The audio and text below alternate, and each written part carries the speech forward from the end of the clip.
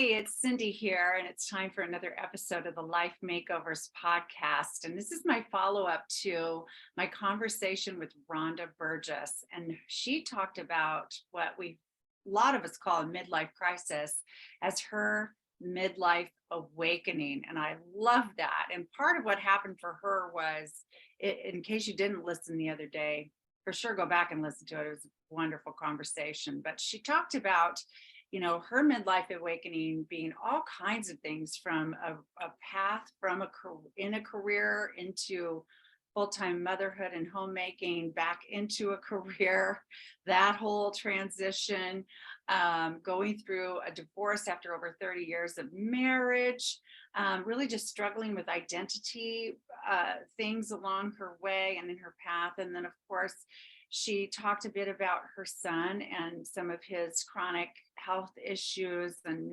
navigating that throughout their lives, and the empty nest, and learning how to shift from being, the manager of her children's lives to being a consultant. So all of those things and more she discussed as part of her midlife awakening.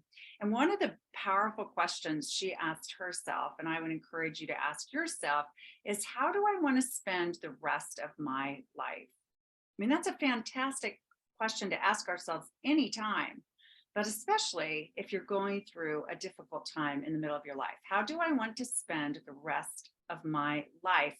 And being willing to live in the not knowing space that comes when we're going through a midlife transition or awakening, as Rhonda called it. She also touched on the importance of asking for help, and how, she had strove for independence in her life and wanted to be resilient on her own, but realizing that even if she was going to ask for help by paying for it, such as getting therapy, which is what she did, that it's so important to have help. And of course, she did applaud her large circle of friends, and recommended that we utilize friends or people close to us that are right there, wanting to assist and support in any way. But that part of resilience is being willing to ask for help when we need it. And when she found herself feeling the most hopeless, which I know some of you talk about your hopelessness with me, and how you feel like it's too late and it's all over, and all of that. I loved her coping mechanism with that, and that was she learned to stay present and say to herself, I am okay right now. I am okay just right now, this moment. I'm okay. And really, life is just one moment after another, right? So if you're okay this moment, you're okay the next moment, you're okay the next moment. Pretty soon you realize you're going to be okay no matter what. And then she talked about surrendering, and not in terms of giving up, but rather trusting that in the midst of any problem, the solution is on its way. And trusting that, having faith in that belief that in the midst of any problem, the solution is on its way. So that's another thing we can say to ourselves in tumultuous times is, okay, I'm in the thick of this, and I don't know what all is happening here, and I'm not sure how to sort this out, but I do believe a solution is on its way. And then she challenged us also to ask ourselves, where is the good in all of this? Where's the good? What can I learn from this? And to be willing to learn from those darkest times in our lives, which I thought was fantastic. We touched on mindset things, especially in terms of aging. Because one of the things I know I'm running into with my listeners, my coaching clients, members of my coaching communities, and so forth, is women who are, talking to themselves in very negative ways about aging, that it's all downhill from here, that they can't lose the weight, that they'll never be without pain, that they're just going to get older and more miserable and then die. And, I don't want that to be your story, listeners. I don't want that to be your story, and it doesn't have to be. So one of the ways you can change that, and Rhonda talked about this, is changing your mindset around aging. I call it flipping the switch in your head and saying, I can age well. I'm getting wiser and better all the time. I say to myself, I'm happier and healthier, wealthier and wiser all the time. Like, I say that to myself all the time, every morning. It's part of my spiritual work, my setting the tone for my day is to say, I'm getting happier and healthier and wealthier and wiser all the time.